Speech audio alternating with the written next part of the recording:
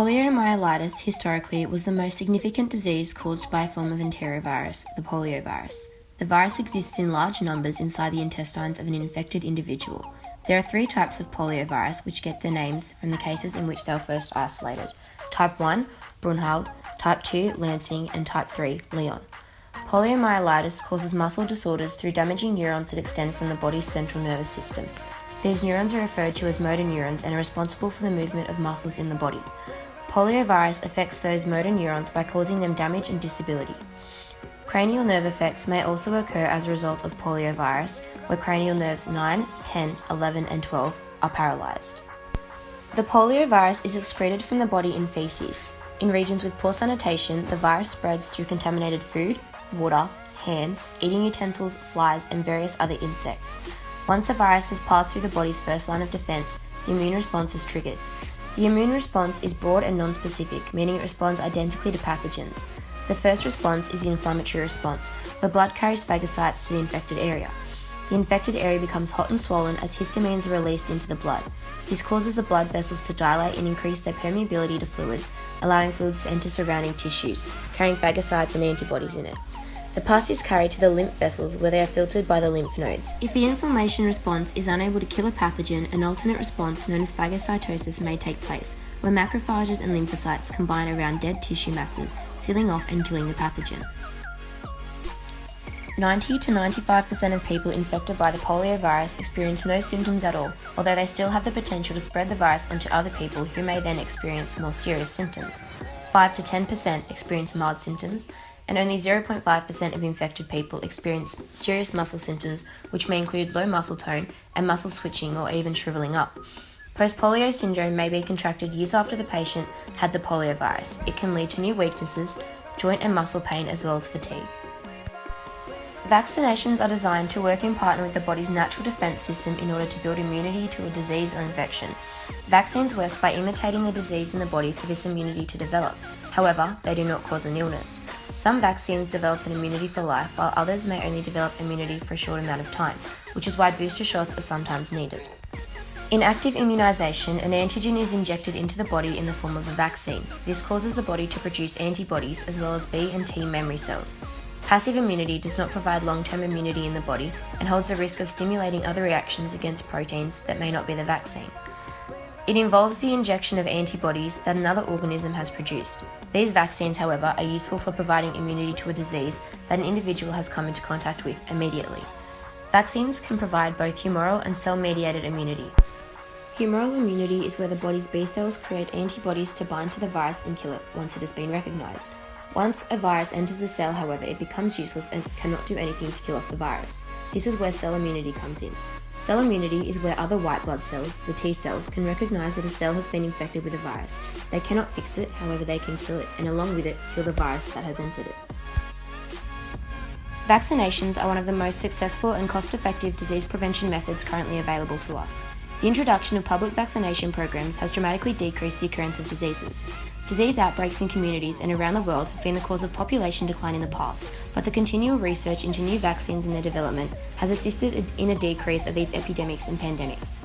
The Australian Government's Immunise Australia program includes vaccines against a total of 16 diseases, including measles, diphtheria, whooping cough, and HPV. The public program aims to take control of communicable diseases and keep surveillance on the success of the program. Vaccinations against a wide range of both viral and bacterial diseases are essential in disease control worldwide.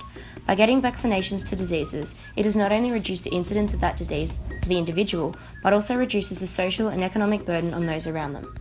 By having high immunisation rates, it can lead to a complete blockage of disease transmission, which is why public vaccination programs have been put forward.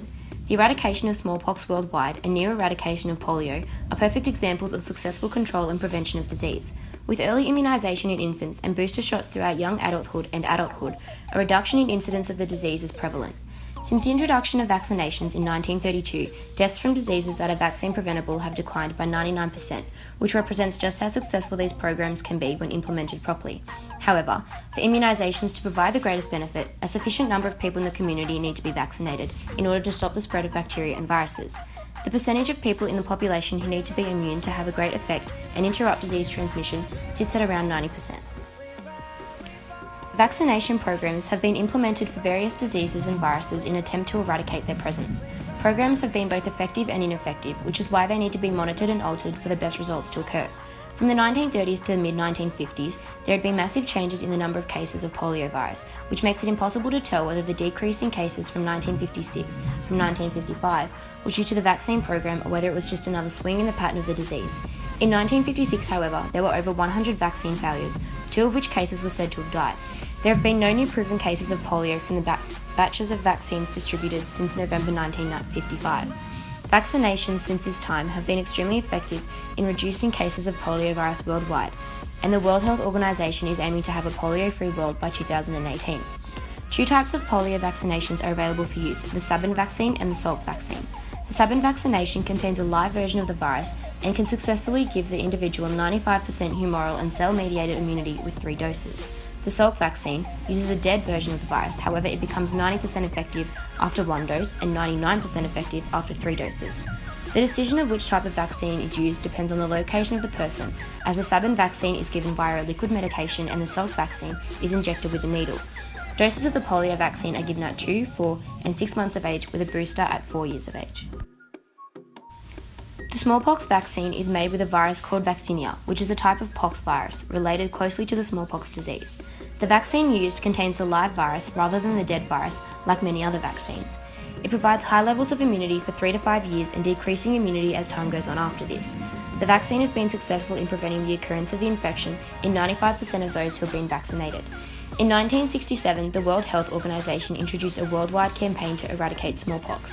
The aim of the campaign was to rely on mass vaccination of persons in endemic countries, as the mass vaccination strategy had been successful in Western Europe, Northern America, and Japan. Since then, the last epidemic occurred in Somalia in 1977. Soon after, in 1979, smallpox was declared eradicated and there have been no cases since. This supports the effectiveness and success of the smallpox vaccine.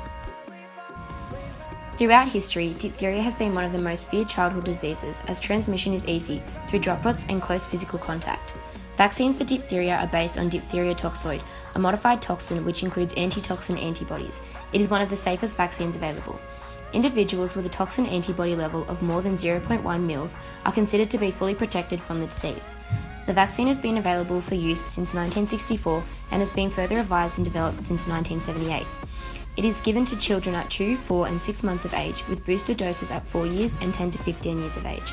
The success rates of the vaccine are very high and no vaccinated person has died from diphtheria in the last 20 years. Throughout research and the obvious success rates, it is evident that vaccination programs have been successful in preventing the occurrence of diseases within society, and that their use plays a massive role in the possibility of the eradication of diseases worldwide.